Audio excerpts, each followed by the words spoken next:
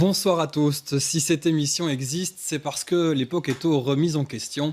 Repenser nos modèles, interroger nos certitudes et laisser de la place aux idées innovantes. Alors comment se lancer dans l'entrepreneuriat social? Comment faire germer une idée qui est dans notre tête depuis de longues années? Ce sont les questions auxquelles nous allons tenter de vous répondre ce soir avec nos trois invités.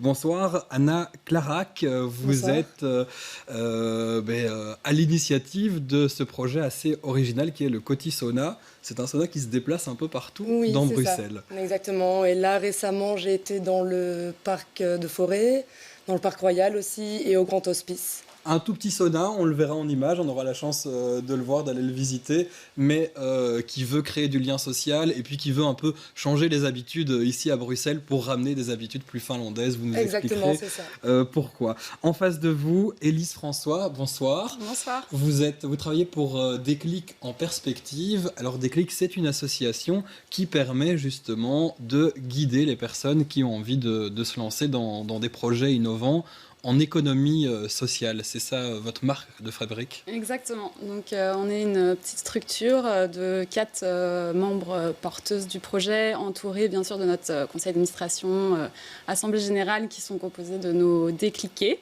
les personnes qui ont pu suivre nos formations. Et on aide effectivement le passage à l'action dans des projets engagés et inscrits dans les principes de l'économie sociale et collectif, puisqu'on prône l'entrepreneuriat collectif. Et par exemple, le projet de Catherine Bruyère et de vos associés, si on peut les appeler comme ça s'appelle Les Dimanches du Kiff, c'est assez récent. Vous voulez aussi ramener un projet tout récent pour expliquer on en est où dans les démarches, comment ça se passe au début, aux prémices.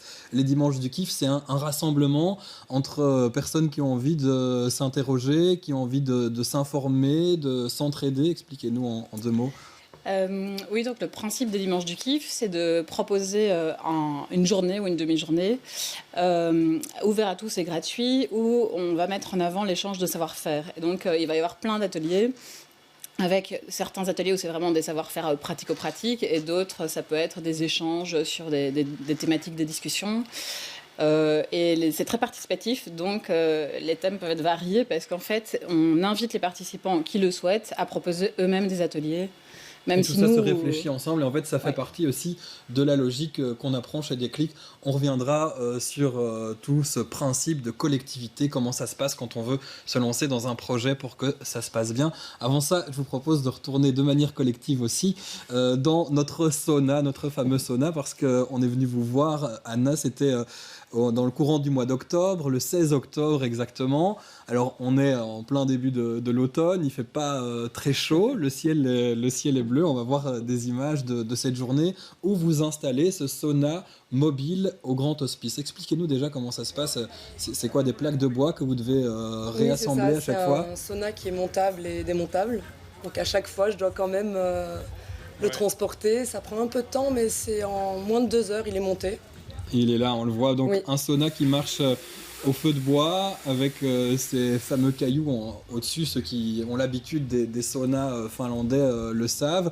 Et ça monte jusqu'à pas mal de degrés. Oui, c'est ça, 80 degrés comme un vrai sauna en Finlande. Et c'est ce que je voulais aussi, que le confort de l'utilisateur soit bon. Alors avant d'aller un petit peu plus loin, je vous propose de plonger ensemble dans ce sauna et de voir ce que vous aviez à nous dire ce jour-là.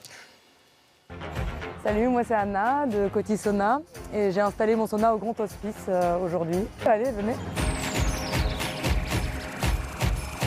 Voilà, c'est les saunas, il y a des gens qui attendent pour rentrer aussi, donc ça fonctionne assez bien. À chaque fois, je dois le démonter, le remonter, mais comme ça, je peux aller un peu partout dans Bruxelles et venir au plus près de la population et avoir aussi des endroits un peu plus insolites. L'objectif de Coty Sauna, c'est vraiment d'amener le sauna à la finlandaise à Bruxelles, de créer du lien, de renforcer vraiment cette cohésion sociale, mais via le sauna. Ça surprend en tout cas, les gens trouvent ça assez original, alors qu'en Finlande en fait c'est tout à fait normal. Tout le monde va au sauna, tout le monde est habitué à avoir des corps semi-nus, il n'y a pas de souci, alors qu'ici c'est toujours « ouais, c'est quoi, c'est un sauna, ah oui mais c'est un vrai, il marche, comment il fonctionne ?»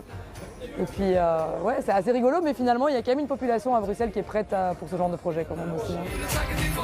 C'est 80 degrés, il fait bien chaud.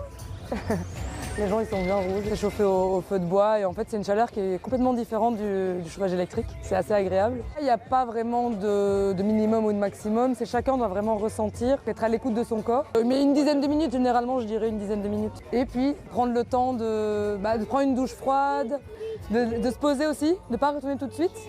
C'est vraiment un lieu privilégié de discussion, d'échange, même de confidence. Parce qu'on est tous remis à égalité via la tenue. On là c'est en maillot de bain, mais on n'a presque plus rien. On n'a pas de distinction sociale via les habits. On rentre dans le sauna sans son téléphone aussi. Donc quand on a un échange, une discussion, on ne va pas être coupé sans arrêt par son téléphone, ce qui est chouette. Et puis en Finlande, ça fait partie de la tradition. Donc tout le monde va au sauna, tout le monde va au sauna chez soi. Mais même dans les saunas publics, les gens y vont pour se rencontrer.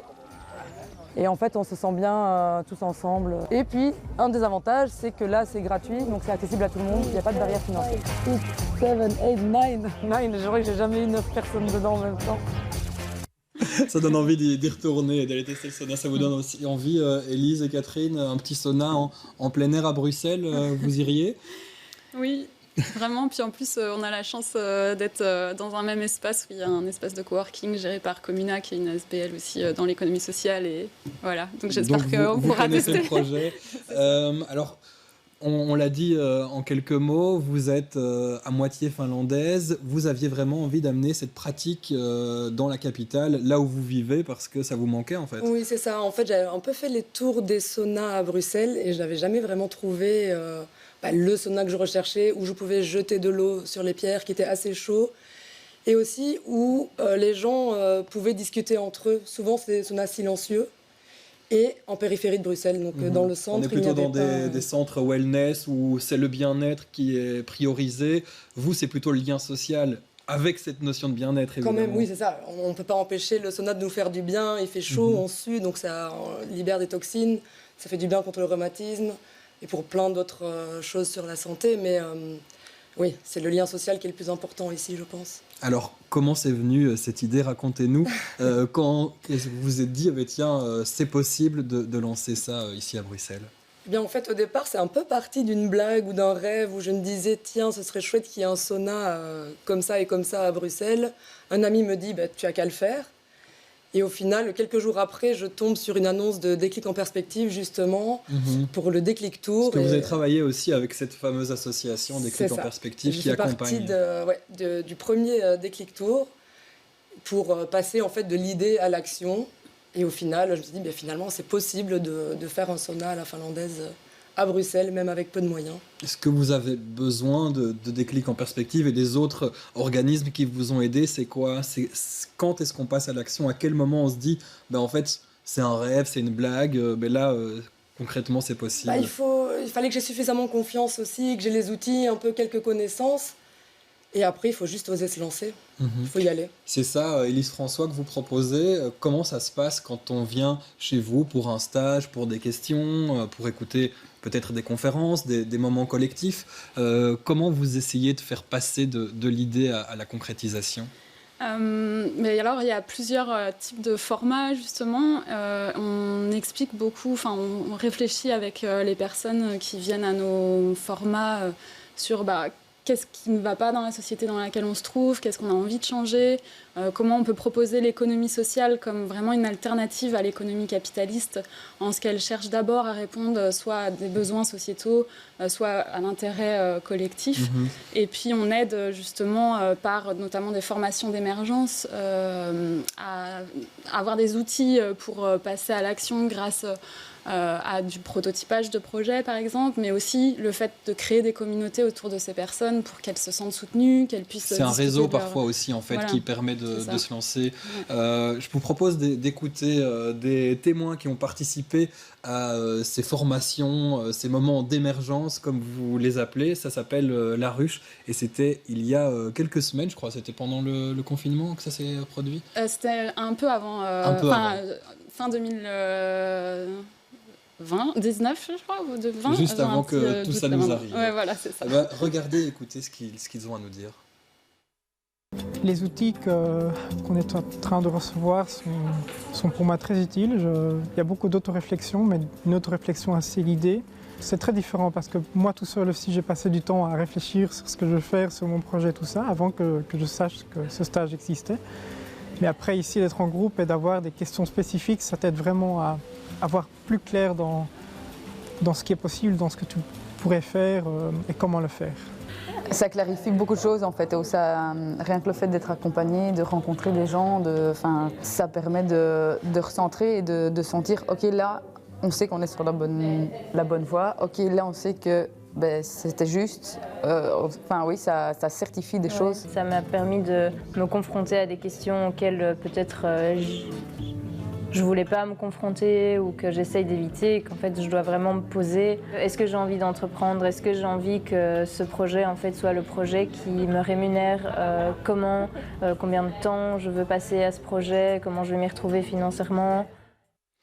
Alors tout ça se fait dans la bienveillance, on peut le comprendre en voyant ces images, mais on parle quand même de confrontation. Catherine, vous qui l'avez vécu, de vous reposer, de se dire ok, on réinterroge notre modèle, on essaye de repenser pour amener autre chose. Comment vous l'avez vécu ce moment de déclic? Le déclic, ça avait vraiment l'avantage de se poser plein de questions, de découvrir plein d'alternatives. Et je pense qu'en effet, pour moi, le plus important, ça a été le réseau, de rencontrer plein de gens avec les mêmes préoccupations. Et on a continué à échanger par la suite et à se donner plein de bons plans, en fait.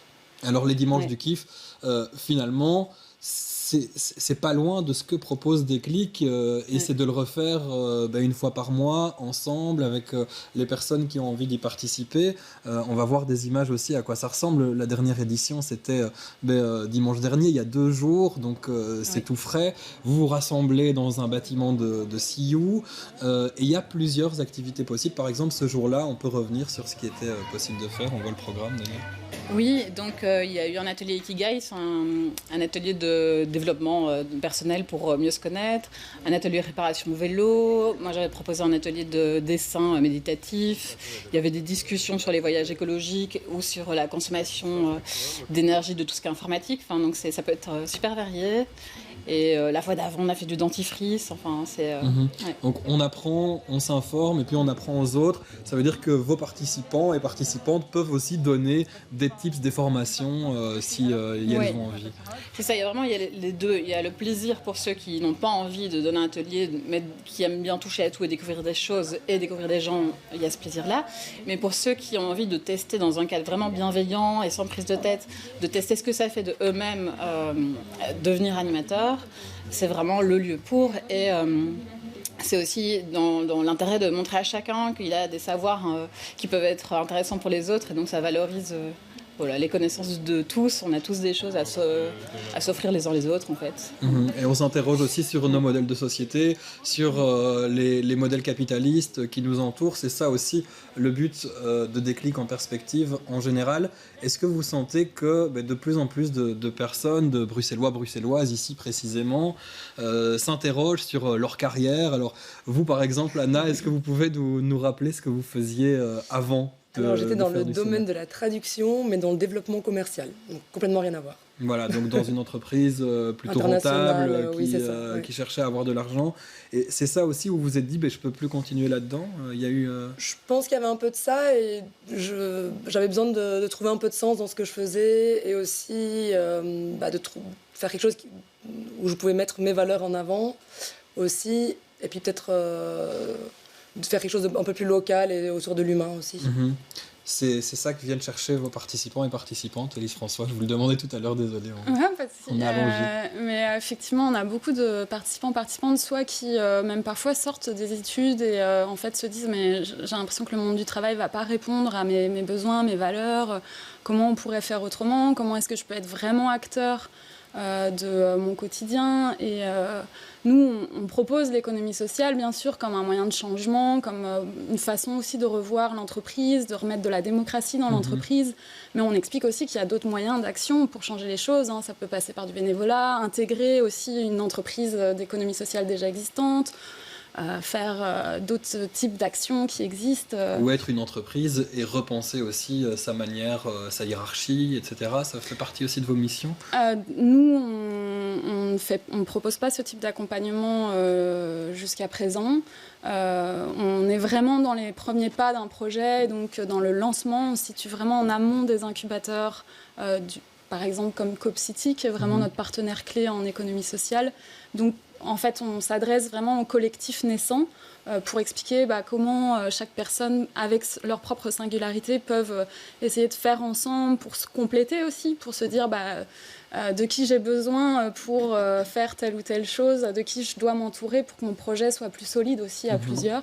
Mais on ne s'adresse pas encore pour le moment à un public d'entreprises déjà existantes qui ne seraient pas dans le modèle de l'économie sociale. Et pour que ça marche, on parle de réseau. Alors, on ne va pas pouvoir tout dire dans cette courte émission, s'il y a des formations d'une semaine, voire plus, qui existent.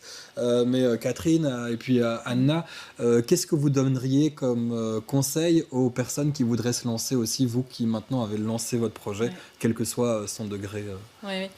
Nous, on s'est rendu compte qu'en fait, on ne serait pas passé à l'action toute seule. C'est vraiment le fait de se retrouver à trois autour d'un projet qui nous animait, que ça a fait le déclic, en fait.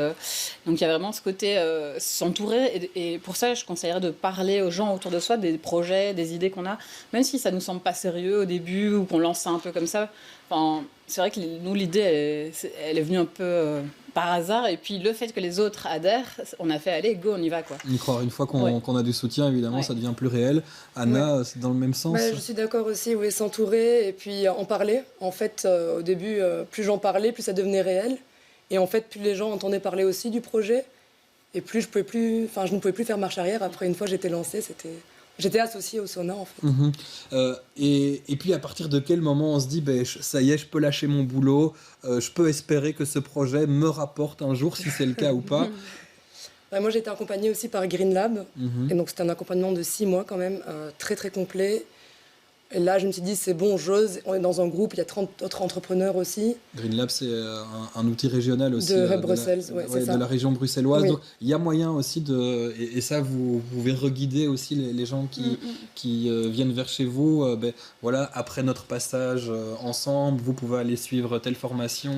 Il y a des outils qui existent assez. Oui, exactement. En fait, on propose des outils très concrets où les personnes, du coup, prennent le temps aussi de se dire, déjà de se rencontrer dans la formation qu'on propose, mais aussi d'aller chercher, de poser vers quel acteur ou actrice de l'écosystème elles ont besoin de se tourner. Nous, on donne aussi tous ces renseignements sur ce qui existe, parce qu'il y a vraiment beaucoup de choses qui existent, et c'est une chance aussi en région Bruxelles-Capitale, mais parfois c'est difficile. Oui, parfois la lecture est compliquée aussi en Belgique, voilà, avec les différents niveaux de pouvoir, etc. J'imagine que ça, c'est pas toujours le plus pratique. Votre Sona, Anna, qu'est-ce qu'il devient maintenant? On l'a vu en octobre au Grand Hospice. Est-ce qu'on peut encore le voir et comment ça se passe pour pouvoir participer à ce projet? Justement, je retourne au Grand Hospice fin décembre, car il y a un marché des créateurs. Donc c'est du 16 au 19 décembre. Donc là, il y a moyen de s'inscrire pour tester ce sauna en plein air. Alors, on peut y aller même en hiver, vous conseillez? Oui, bien sûr. Quand on a froid, ça fait du bien d'aller se réchauffer. Et puis, prendre une douche froide. Après, oui, mais après, il y aura un bar d'hiver chauffé. Donc, il faut la tenter. C'est ça. Voilà. Là, les images qu'on voit, c'était dans le parc de Bruxelles cet été. Alors, on a envie de savoir aussi comment les Bruxellois et les Bruxelloises prennent le projet, parce que vous le disiez, c'est toute une autre approche. Il y a la nudité ou la presque nudité aussi liée au sauna. On est dans la ville, on n'a pas forcément l'habitude de se mettre en maillot, surtout en hiver dans des espaces publics. C'est ça aussi que vous voulez amener? Oui, mais en fait, ceux qui viennent, je pense que c'est ceux que ça ne dérange pas, bien sûr. Ça ne peut pas s'adresser à tout le monde, mais ça permet de montrer aussi qu'on peut chacun s'accepter tel qu'on est, en fait, sans distinction. En Finlande, on est habitué de voir des corps dénudés tout le temps, et donc du coup, il y a beaucoup moins de censure via ça. On est beaucoup moins gênés aussi. On se sent beaucoup plus à l'aise aussi, les uns avec les autres.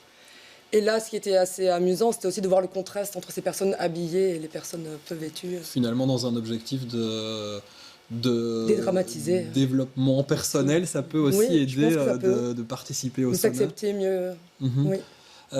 Les dimanches du kiff, Les prochaines éditions, c'est les dimanches, Oui. un dimanche par mois pour le moment. Oui, pour l'instant, c'est un par mois. Justement, nous, on a commencé en se mettant un peu de pression. On commence tout doux et on verra. Mais pour l'instant, c'est un par mois. Le prochain, par contre, c'est en janvier. On n'en fera pas en décembre. En décembre, c'est fin d'année, c'est plus compliqué. Oui, évidemment. c'est ça. Et donc, il faut suivre la page Facebook Les Dimanches du Kiff. Voilà, ça se passe sur Facebook.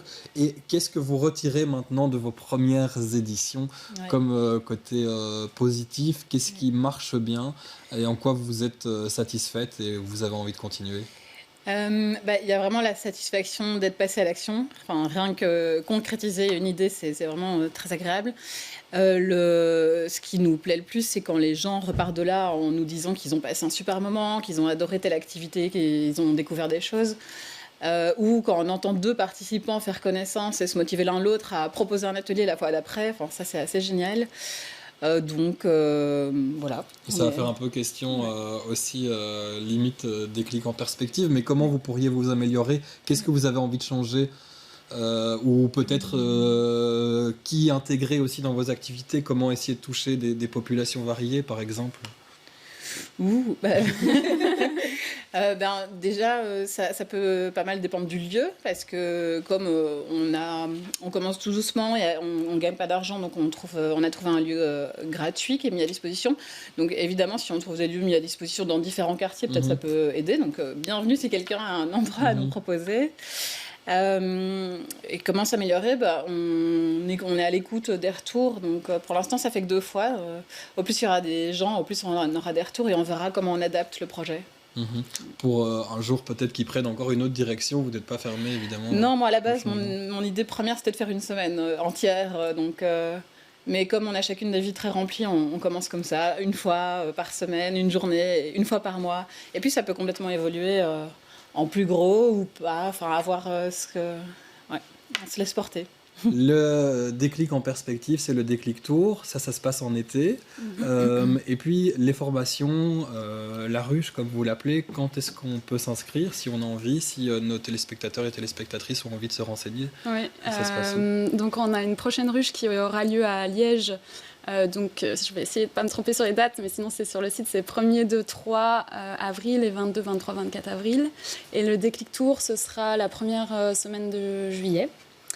Voilà. Et là, c'est vraiment le moment d'arriver. On ne doit pas avoir une idée précise, c'est ce que vous expliquiez, on doit juste avoir l'envie de s'interroger. C'est ça. La ruche, c'est vraiment venir soit avec une idée, soit pas d'idée, mais c'est aussi des endroits où se constituent des collectifs qui se retrouvent après sur des idées. Et rien de plus beau pour nous de voir des choses concrètes qui peuvent émerger de ces formations.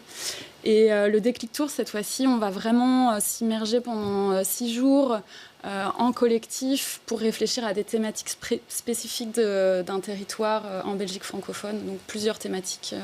Voilà, mais le programme est encore en cours de construction. Oui, j'imagine, on a encore un peu de temps. Ouais. Alors vous parliez aussi de l'importance de la collectivité dans l'économie sociale, de se rapproprier la démocratie, de repenser ce modèle aussi d'organisation peut-être, même si on parle de bénévolat. Est-ce que c'est aussi en train de modifier? Est-ce que c'est une nouvelle idée? Est-ce que c'est à force d'évoluer que vous vous êtes rendu compte que c'était un des points principaux? Alors c'est pas une nouvelle idée parce que c'est vraiment même très ancien, hein, c'est issu des milieux associationnistes et coopérativistes. Mais vraiment l'idée effectivement c'est de dire si on veut répondre à un intérêt général et si c'est l'objectif premier de notre structure, notre entreprise, alors être à plusieurs et incarner aussi l'entrepreneuriat à plusieurs, c'est une manière de répondre collectivement à cet intérêt général. Et aussi, ça permet de ne pas s'essouffler parce que les entrepreneurs héros, finalement, l'entreprise parfois repose sur une personne en tant que telle. Et là, ça peut être un danger. Voilà, et du coup, finalement, la réponse à un enjeu sociétal finit par reposer sur qu'une seule personne, alors qu'on a besoin aussi de réponses qui durent dans le temps. Donc oui, c'est vraiment Vous êtes prêt à lâcher votre sauna et le donner à quelqu'un d'autre, Anna? Bon, on verra, en tout cas, à le partager, oui, avec plaisir. À partager, c'est le principe. Merci à toutes les trois d'avoir été nos invités pour cette émission sur l'entrepreneuriat social sous toutes ces formes, vous l'avez entendu. Anna, Clara, qu'on vous retrouve avec votre sauna au Grand Hospice. Oui, avec plaisir. C'est dans le centre de Bruxelles. C'est pas très connu comme lieu, mais ça vaut la peine d'y aller. Derrière le béguinage, C'est ça, à Sainte-Catherine, oui. à Sainte-Catherine, il y aura un marché des créateurs et il y aura la possibilité d'aller se mettre en maillot dans un sauna sous 80 degrés, ça fera du bien. Les dimanches du kiff, on l'a dit, ce sera en janvier prochain, fin du mois. On vous suit sur Facebook. Oui. Pour être au courant des informations, la participation, on vous contacte, on s'inscrit et c'est comme ça que ça se passe. Et puis des clics en perspective, vous avez votre site internet qui foisonne d'informations. Il y a moyen aussi d'écouter des directs, de revenir sur des projets comme on l'a eu ce soir, qui reviennent sur leur parcours pour s'inspirer à un moment donné précis. Oui, tout à fait. Et particulièrement là, dans les prochains jours, normalement, on devrait réussir à publier les enregistrements des pitchs de notre soirée Projet Cherche Associé qui a eu lieu la semaine dernière. Et donc, c'est vraiment des personnes qui cherchaient à ce que d'autres rejoignent leur projet et ou avoir des tips, des infos, des conseils.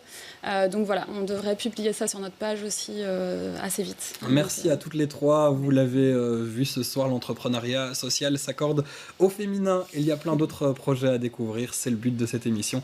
Merci de nous avoir suivis et à très bientôt sur BXA.